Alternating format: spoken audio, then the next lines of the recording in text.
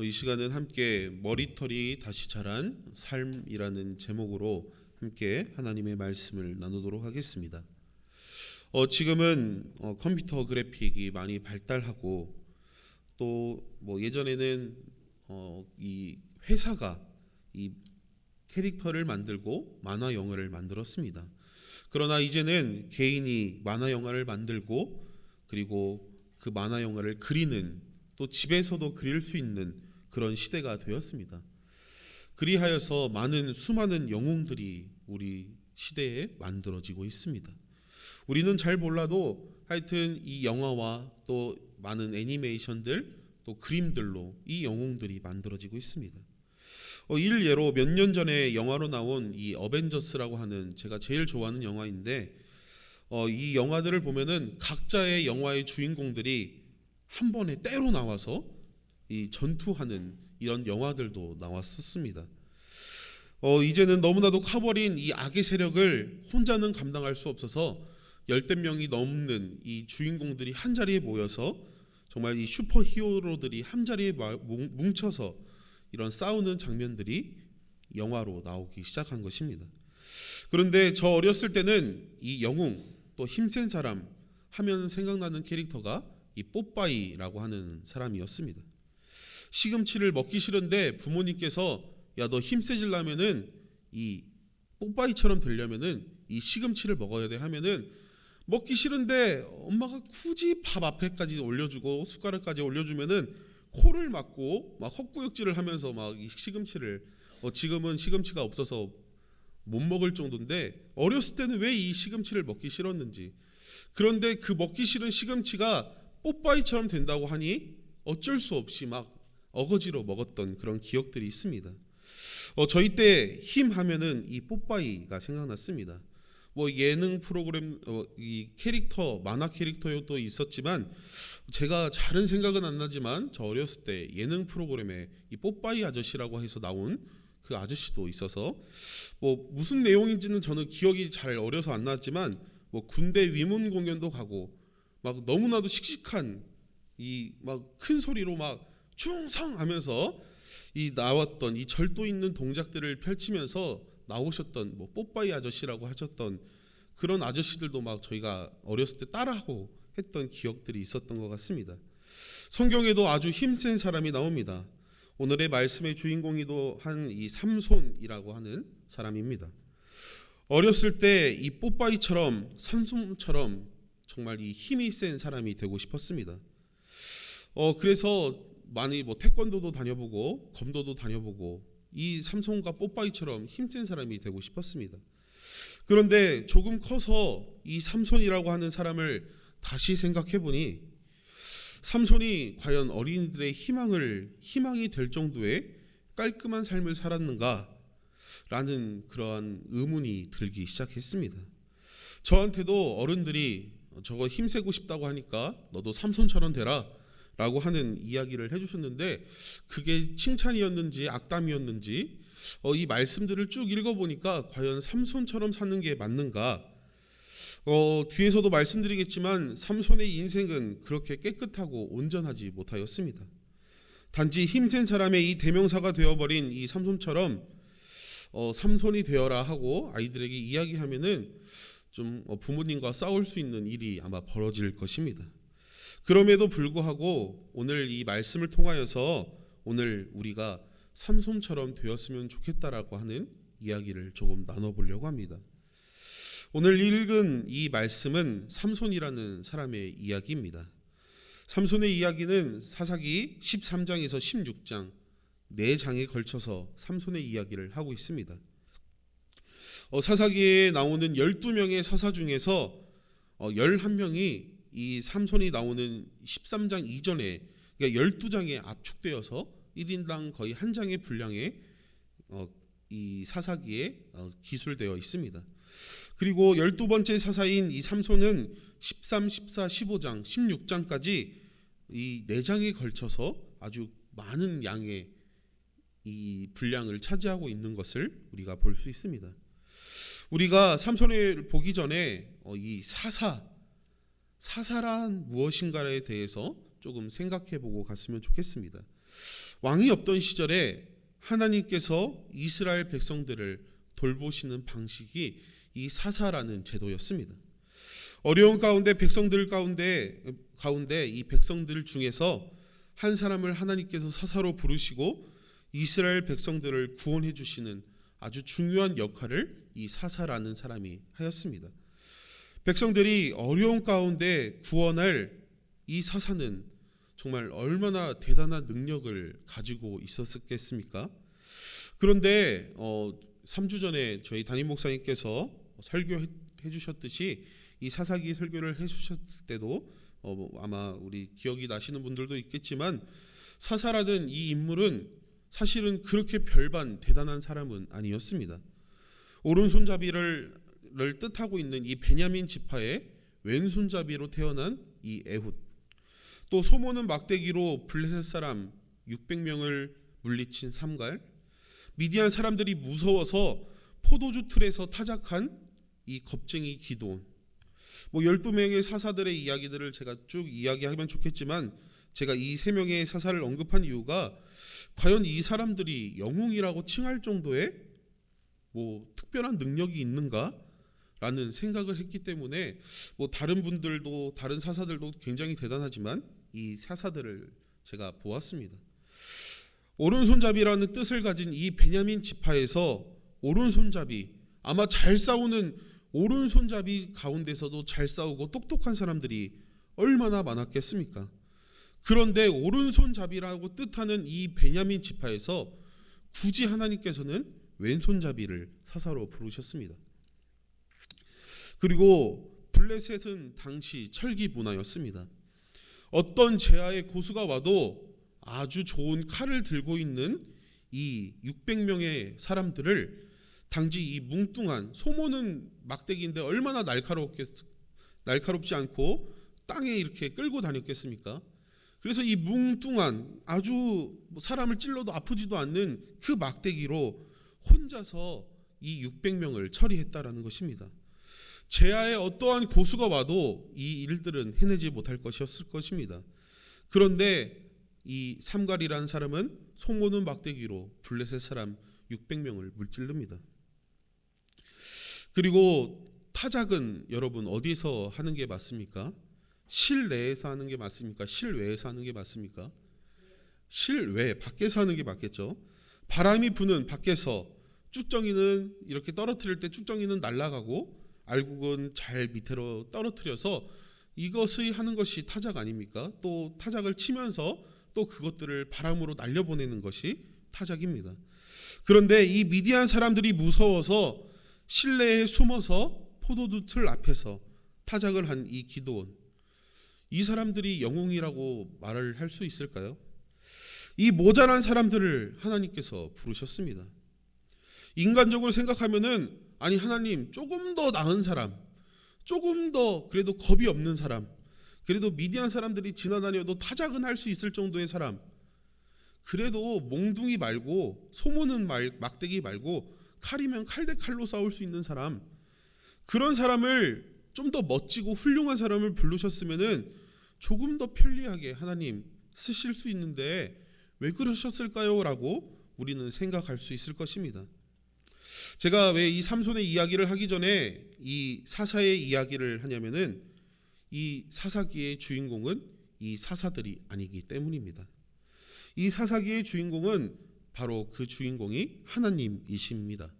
그렇기 때문에 이 사사가 왼손잡이건 몽둥이를 썼건 칼을 썼건 겁쟁이건 여자건 아무 필요 없다라는 것입니다.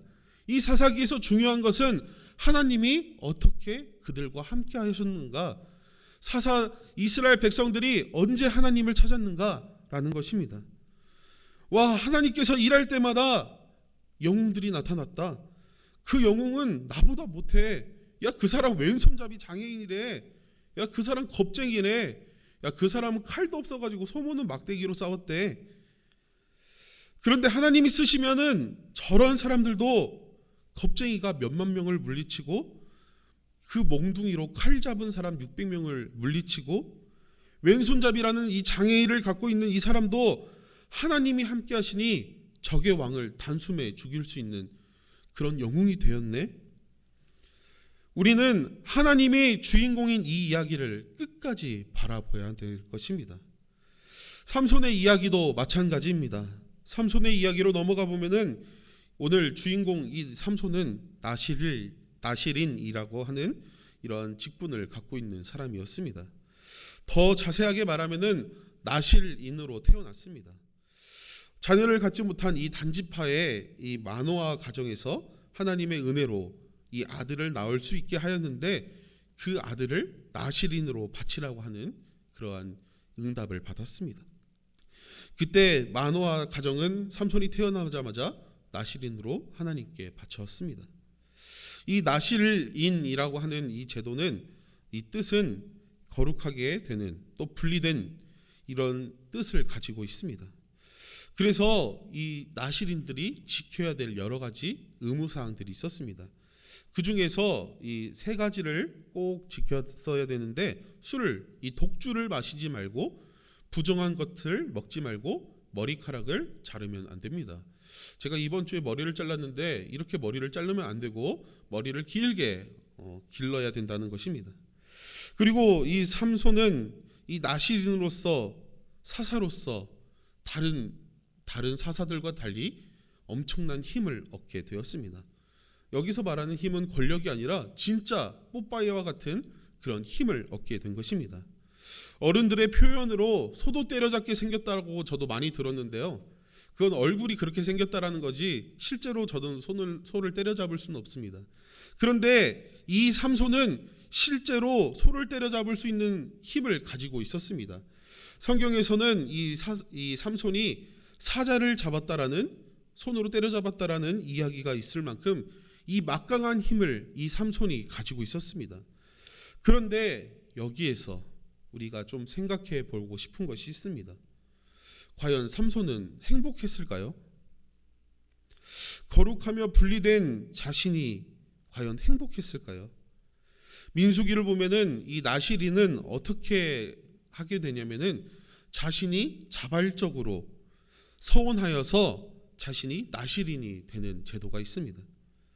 그런데 부모님이 서원하여서 엄청난 힘을 갖게 된 이 삼손, 나실인이 되었던 이 삼손은 행복했을까요? 성경에는 나와 있진 않지만 아마 처음에는 어른들을 능가하는 엄청난 이 힘과 괴력 때문에 아마 즐거워했을 것입니다. 저도 얼마 전에 이 깡통을 좀 깔려고 했는데 이게 안 까져가지고 막 망치로 내려치고 해서 겨우 깠는데 얼마나 힘이 세면은 좋았겠습니까? 그것도 어렸을 때 어른들을 능가한 그 힘을 갖고 있었으면은 아마 엄청 즐거운 삶을 보냈을 것입니다. 하지만 삼손이 자라고 청년기 시간을 지나면서 나실인이 지켜야 될 이 의무사항들, 사회가 규범하고 나실인은 그렇게 살면 안 돼, 나실인은 구별되어야 돼 하면서 자기에게 오는 그 손가락질과 그 얽매임들, 그것들이 시작되었을 때 과연 삼손은 행복했을까요? 삼손은 성경에 나와 있진 않았지만 자신이 가지고 있던 이 힘이 아마 별로 반갑지 않을 때도 있었을 것입니다. 삼손은 어떻게든 자신의 행복을 찾기 위해서 발버둥 친 것을 우리가 조금 성경을 통해서 힌트를 얻을 수 있습니다. 사사기 14장 2절 이 하반절의 말씀을 보면은 우리 함께 한번 읽어보도록 하겠습니다. 블레셋 사람의 딸들 중에서 한 여자를 보았사오니 이제 그를 맞이하여 내 아내로 삼게 하소서 하매. 삼손은 자신이 사랑한 한 여자에게 사랑에 빠졌습니다. 그런데 그 여자는 바로 민족의 원수인 이 블레셋 사람이었습니다. 사랑하는 여인이 생겼는데 민족의 원수가 그 여자였습니다. 완전 잘못된 만남을 이 삼손이 한 것이죠. 영화에서도 또 요즘에 이 가사, 드라마, 또 음악 가사에서도 많이 쓰이는 이 전형적인 레파토리, 잘못된 만남. 삼손이 이 잘못된 원수, 민족의 원수, 국가의 원수를 이 원수의 이 딸과 사랑에 빠진 이야기입니다. 그런데 이 부분도 성경에 나와 있지는 않지만 아마 주위에서 삼손이 이 여자와 결혼하겠다고 하니까 사람들이 엄청 뭐라고 했을 것입니다. 야, 나실인 뜻이 뭐냐? 거룩하게 분리되어야 되는데 네가 이방 여자랑 결혼을 해? 이거 말도 안 돼! 라면서 아마 삼손 본인보다 옆에 주위 사람들이 더 난리를 쳤을 것입니다. 과연 이런 상황 가운데 불행하게 결혼한 삼손은 행복했을까요? 자신이 맡고 있었던 이 나실이라는 이 직분이 이 삼손에게 아마 행복하게 감당할 수 있는 상황이었을까요? 삼손은 나실인으로서 살아가는 것에 대해서 회의감도 느끼고 부모님이 왜 나를 나실인으로 바쳤을까라는 분노도 있었을 것입니다. 삼손은 이 나실인에 대해서 아마 엄청나게 분노를 갖고 이렇게 살고 있었을 것입니다. 이 뒤에 이어지는 이 14장 11절 말씀을 보면은 삼손이 자신의 결혼식에 이방 청년 30명과 친구가 되는 이야기를 볼 수 있습니다. 우리 11절 말씀도 함께 읽어보도록 하겠습니다. 무리가 삼손을 보고 30명을 데려와서 친구를 삼아 그와 함께 하게 한지라. 그리고 이 무리와 함께 놀면서 이 삼손이 아주 신나게 놀게 됩니다. 자신의 결혼식에 온 이 청년들과 근 일주일 동안 잔치를 벌이면서 놀게 됩니다. 어떠한 놀이를 하냐면은 수수께끼를 내는데 그 수수께끼를 삼손이 풀지 못하게 됩니다. 그래서 이 삼손이 이 수수께끼를 풀지 못한 이 것에 대해서 보상하기 위해서 이 나실인으로서 하면 안 되는 이 살인과 강도를 하게 됩니다. 그리고 그 무리들에게 이 30명의 친구들에게 새로 사귄 이 친구들에게 수수께끼에 진 것에 대해서 보상을 도둑질과 살인을 통해서 보상하게 되는 장면이 이 14장의 말씀을 보면 나옵니다. 아마 이방 무리와 놀면서 술 한잔도 했을 것이고 재밌게 놀면서 이방인들과 함께 이방인의 음식을 먹으면서 먹지 말아야 될 부정한 음식들도 아마 이 삼손이 먹지 않았을까라는 생각이 듭니다. 그런데 이렇게 구별되지 않고 나신인으로서 하면 안 되는 죄를 지으며 규칙을 어기고 있었는데 정말 특이하게 삼손에게 능력이 사라지지 않는 것입니다. 삼손은 생각했을 것입니다. 내가 여태까지 진짜 잘 지켜온 이 규칙들 몇 번 안 지켜봤는데 힘이 사라지지 않네? 삼손은 아마 행복했을 것입니다. 이 뒤에 바로 15장에는 자신이 그렇도록 사람들의 손가락질을 받으면서 결혼한 그 여인의 아버지가 이 삼손을 싫어하여서 딸을 다른 사람에게 내어줍니다. 그의 삼손이 화가 나서 이 딥나 이 지역에 여우를 잡아 300마리를 잡아서 꼬리에 불을 질러서 그 곡식밭을 다 태워버립니다. 블레셋 사람들은 그 곡식을 다 잃은 것에 대한 화가 나서 이 삼손을 죽이기 위해서 삼손을 찾아다니며 날뛰고 다녔습니다. 그래서 이 유다인들이 이 블레셋 사람들이 이 자신들도 해할까 봐 무서워서 삼손을 잡아서 포박하여서 블레셋 사람들에게 보내버립니다. 그러나 블레셋 사람들이 올 때 삼손이 그 포박들을 줄을 끊어버리고 나귀의 턱을 빼서 이 블레셋 사람들 1000명을 그 자리에서 죽이게 됩니다. 자신의 행복을 찾아 하나하나 짓기 시작한 이 죄들이 삼손을 큰 죄로, 더 큰 죄로, 더 큰 죄악으로 인도하게 되었습니다. 더 이상 이 삼손은 죄를 죄로 인지하지 못할 정도의 경지까지 이르게 되었습니다. 점점 죄들이 자신의 잘못으로 느껴지지 않는 그 경지에 이르게 된 것입니다. 그리고 다시 이 드릴라라고 하는 여인과 사랑에 빠지게 됩니다. 그리고 결국 우리가 잘 알게 되었듯이 이 드릴라의 속임수에 넘어가 머리가 깎인 이 삼손은 힘은 잃고 블레셋 사람들에 의해 잡히고 눈을 뽑히게 됩니다. 그리고 감옥에 맷돌을 돌리는 아주 처량한 신세가 되어버렸습니다. 블레셋 사람들이 와서 이 맷돌을 돌리고 있는 이 삼손을 보면서 너무나도 통쾌했을 것입니다. 우리 블레셋 사람들 몇천 명이 다 죽었는데 아니 여자에게 꼬여서 저 맷돌을 돌리고 있는 신세를 보면서 얼마나 즐거워했을까요? 불러다가 제주를 부리면서 자신들을 괴롭혔던 이 삼손을 조롱하였습니다. 삼손은 아마 하루하루 지옥 같은 삶을 살았을 것입니다. 삼손은 비록 깨끗한 삶을 살지 않았어도 자신의 행복을 찾고 있었고 자신이 뭔가 하면은 다 성공하는 길을 걷고 있었습니다. 자신의 힘으로 한 번도 전쟁에서 이 전투에서 지지 않는 좀 이상한 이야기일 수도 있겠지만 죄를 짓긴 하였지만 성공하는 탄탄대로의 인생을 이 삼손이 살고 있었습니다.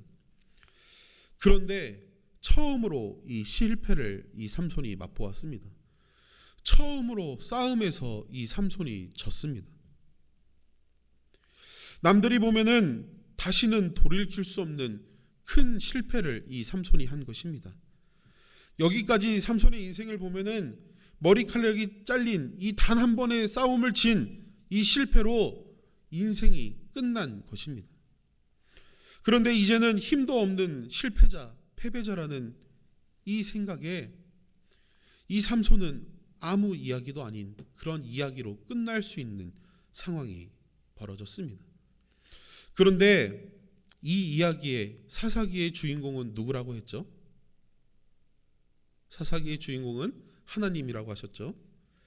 이 사사기의 이 삼손의 이야기의 진짜 주인공이 오늘 본문의 말씀을부터 등장하기 시작합니다.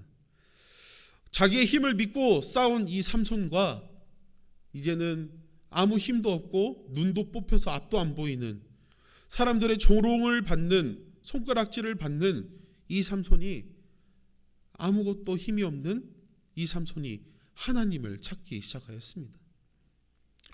뭐 같은 삼손인데 뭐가 다르냐? 뭐 힘이 있고 없고 그 차이 아니냐라고 하지만 하나님을 찾는 삼손과 하나님을 찾지 않고 자신을 믿었던 이 삼손의 이 차이는 어마어마한 것을 볼 수 있습니다. 우리가 오늘 말씀을 듣기 전에 찬송가 210장이죠. 210장 이 시온성과 같은 교회라는 찬송을 함께 나누었습니다. 이 시온성은 어떠한 성인 줄 아십니까? 이 시온성은 예루살렘에서 아주 끝쪽에 있는 아주 자그마한 성입니다. 우리 성도님들 그래도 시온성이라는 이런 찬송가도 있는데 시온성 정도 되면은 그래도 거대하고 사람도 많이 살고 아주 삐까뻔쩍한 그 성이 시온성이었으면 좋았을 텐데 시온성이라는 성은 실제로 아주 조그만 성이라고 합니다. 그런데 왜 시온성과 같은 교회가 하나님과 함께하는 이러한 멋진 성이라고 이 찬송을 우리가 함께 불렀냐면은 그 시온성은 하나님이 함께하는 성이기 때문입니다. 그 성은 남들이 봤을 때 아주 보잘것없고 작은 성이지만 그 성은 하나님이 함께하셨기 때문에 그 성은 축복의 성이었던 것입니다. 오늘 이 삼손도 마찬가지입니다. 삼손은 아주 힘 있고 능력 있는 사람이었습니다. 그런데 삼손이 하나님과 함께하지 않고 하나님을 찾지 않았을 때는 그냥 그는 힘센 사람에 불과하였습니다. 그런데 하나님을 찾는 순간 이 삼손은 바로 이 오늘 말씀의 이 사사기의 주인공이 된 것입니다. 오늘 22절 이 본문의 말씀을 보면은 진짜 머리카락이 자랐는지 얼마나 길렀는지 단발이 되었는지 아니면은 저처럼 이렇게 짧은 머리로 조금 자랐는지 얼마나 시간이 흘렀는지 그것은 알지 못합니다. 그러나 자신의 실패로 이 잘려나갔던 이 머리카락이 회복되고 이 머리가 다시 자라나면서 나실이라는 이 직분이 회복되고 하나님과의 관계가 이 삼손에게 회복되는 역사가 이 가운데 있었던 것입니다. 그리고 신전 두 기둥 사이에 제주를 부려보라며 블레셋 사람들이 이 삼손을 끌고 갑니다. 정말 최악 중에 최악이죠. 이제는 힘이 다 빠져있던 그 삼손을 야, 이 기둥 한번 무너뜨려봐.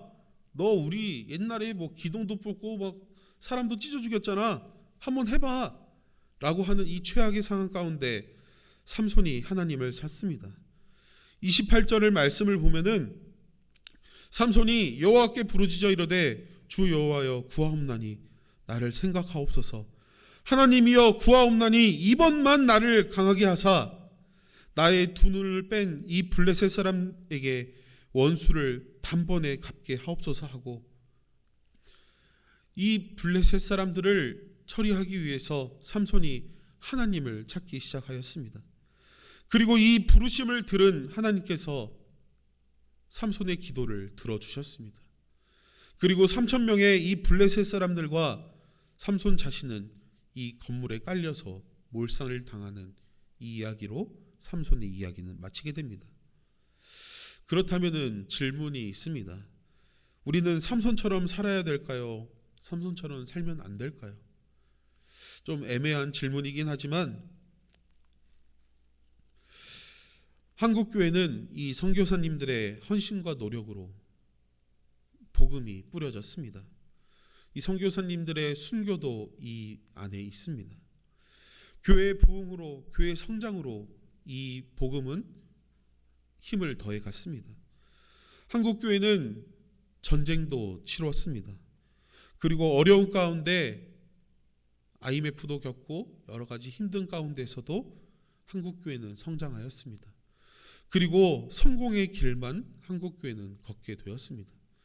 그래서 한국교회가 폭발적으로 성장하였습니다. 교인들 중에서는 부자들도 넘쳐나기 시작하였습니다. 이렇게 성공의 길을 걷다만 보니까 한국교회가 죄를 짓기 시작하였습니다. 교회 돈으로 횡령도 하는 일이 벌어졌습니다. 특정 정치인을 당선시키기 위해서 교회가 노력하는 일들도 서슴없이 벌였습니다. 아들에게 교회를 세습하는 이런 만행도 벌어지게 되었습니다. 조금씩 죄를 지어도 한국 교회는 성장하며 성공의 길을 걷게 되었습니다. 그러자 지금 한국 교회는 어떻게 되었습니까? 죄를 지어도 죄인지 모르는 그런 상황에 한국 교회가 되어 그런 상황을 맞이하게 되었습니다. 세상의 손가락질을 받으며 위기와 실패를 지금 우리는 경험하고 있습니다. 한국교회가 처음 겪는 이 실패는 한국교회 전반에 어려움을 가져왔습니다. 일부 학자들은 신학자들이 아니더라도 이제는 교회가 회복하기 어려울 거라는 예상도 내놓고 있습니다. 실제로 신학교 입학하는 신학생들의 숫자가 절반의 절반으로 줄어들었습니다. 저희 교단을 포함하여서 지방 대학교를 제외하고도 서울에 있는 대학교에 있는 인원수가 다 채워지지 않는 학교들도 허다합니다. 정말 창피한 수준의 입학이 지금 이루어지고 있습니다. 예전에는 목회자가 많다는 이유가 너무나도 많은 문제들이 있었다고 합니다. 그러나 이제는 신학을 공부하려고 하는 학생들의 숫자도 줄어들었습니다. 여러 가지 사회 이슈로 인하여서 교회의 숫자가 줄어들고 교인의 숫자도 줄어들고 있는 상황입니다. 우리는 이런 상황을 특별하게 더 설명하지 않아도 아마 느껴지고 또 여러 교회들을 통하여서 우리들은 이런 상황들을 알 수 있을 것입니다. 그래서 한국교회가 최근에 자신의 죄를 회개하며 다시 한번 하나님을 찾고 회복을 외치고 있습니다. 하나님과의 관계 회복, 예배 회복, 지역사회의 회복을 위해서 수많은 노력을 기여하고 있습니다. 이렇게 열심히 노력하며 다시 한번 회복을 위해서 애쓰고 있는 한국교회, 우리는 어떻게 준비해야 될까요? 오늘 제목이기도 한 이 머리털이 다시 자란 삶이라는 이 제목은 우리는 어떤 삶을 살 수 있을까라는 조금의 고민을 해보며 지은 제목입니다. 사실 결론은 별거 없습니다. 하나님이 일하시는 그 다곤 신전 그 기둥 사이 삼손이 서 있었던 그 마지막 그 자리에 우리는 서 있으면 된다라는 것입니다. 제 신대원 동기 중에 아주 쑥스러운 이야기지만 정말 열심히 공부하고 좋은 성적으로 졸업하고 정말 멋진 교회에서 사역을 한 친구들이 있었습니다. 그런데 여러 교회에 희망이 없다고 목회일을 그만둔 친구들이 점점 늘어나기 시작하였습니다. 한 친구는 목공일을 하고 있습니다. 지금 강원도에서 산 위에 집을 짓고 있습니다. 또 한 분은 버스 운전을 하고 있고, 또 한 친구는 택시 운전을 하고 있고, 한 친구는 아버지가 기르는 소를 물려받아서 기르는 친구도 있습니다. 또 교인들 중에서는 저희 교회가 아니더라도 교인들 중에서는 교회가 욕먹는데 무슨 교회를 다니냐고, 지금 교회 나갈 때 아니라고 교회를 안 나오시는 분들도 많이 있으십니다. 이런 분들은 삼손의 이야기를 아마 처음 부분만 들으신 분들이신 것 같습니다. 아니, 삼손이 영웅이 아니었어? 눈이 뽑혀서 잡혀갔다고? 에이, 삼손 별거 아니네 라면서 삼손의 이야기를 다 듣지 않으신 것입니다. 삼손의 이야기는 가장 중요한 부분은 삼손이 끝까지 자기의 소명을 다하며 하나님과 함께 했다는 것입니다. 실패를 경험하여 무너져가는 한국교회에 묵묵히 삼손처럼 자리를 지키며 소명을 다하는 것, 그게 비록 큰 실패라고 할지라도 하나님이 주신 사명을 잘 감당하는 것, 이것이 머리털이 다시 자란 우리 교회가 또 우리가 지켜야 될 삶일 것입니다. 저는 한국교회가 회복될 것이라고 믿습니다. 그런데 죄송한 이야기지만 그리 아니 될 수도 있습니다. 저는 한국교회가 욕먹고 있는 이 상황들, 손가락질 당하고 있는 이 상황들 회복될 거라고 믿습니다. 그런데 죄송하지만 그리 아니 될 수도 있습니다. 한국교회가 회개하며 신앙의 갱신을 위해서 부르짖고 있습니다. 저는 이것이 회복될 거라고 믿고 있습니다. 하지만 한국교회가 지금보다 더 큰 죄를 지을 수도 있습니다. 교회가 예배 드리다가 확진자가 다녀가서 언론에 문매를 맞으며 신문에 커다랗게 이름이 나오며 교회에서 확진자가 나왔다고 떠들어댈 수도 있습니다. 그때 우리는 어디에 있어야 되겠습니까? 바로 삼손처럼 다곤 신전 그 기둥 사이에 우리는 묵묵히 하나님이 일하시는 그곳에 서 있어야 될 것입니다. 무너지고 있는, 실패를 경험하고 있는, 다시 회복이 불가능할 거라고 사람들이 이야기하는 그곳에 삼손처럼 하나님을 찾으며 묵묵히 그 자리에 있어야 될 것입니다. 그런데 그 자리는 외롭고 쓸쓸할 수도 있습니다. 사람들이 조롱하며 욕하면서 재롱을 부려보라고 할 수도 있습니다. 그런데 우리가 오늘 설교를 마치면서 주일에 들었던 우리가 말씀을 좀 기억했으면 좋겠습니다. 빌립보서 1장 6절의 말씀인데 우리 함께 읽어보도록 하겠습니다. 너희 안에 착한 일을 시작하신 이가 그리스도 예수의 날까지 이루실 줄을 우리는 확신하노라. 하나님이 일하심을 기대하며 기다리며 나아가는 것, 그것이 머리털이 다시 자란 삶, 하나님이 일하시기를 기다리는 그 삶, 그것이 우리가 지금 회복을 바라며 우리가 지키고 나아가야 되는 삶이라는 것입니다. 그 자리는 너무나도 말씀드렸듯이 외로울 수도 있고 힘든 자리입니다. 그러나 하나님이 일하시는 그 일들을 우리가 경험하며 무너져가는 이 한국교회를 우리가 한국교회 무너졌는데 우리가 왜 교회 나가가 아니라 그 자리를 지키며 그 자리에서 일하시는 하나님을 우리가 믿고 나아가는 귀한 우리 성도님들이 다 되기를 소망합니다. 오늘 말씀을 생각하며 함께 기도의 제목을 가지고 함께 말씀을 나누었으면 좋겠습니다. 첫 번째 기도의 제목입니다.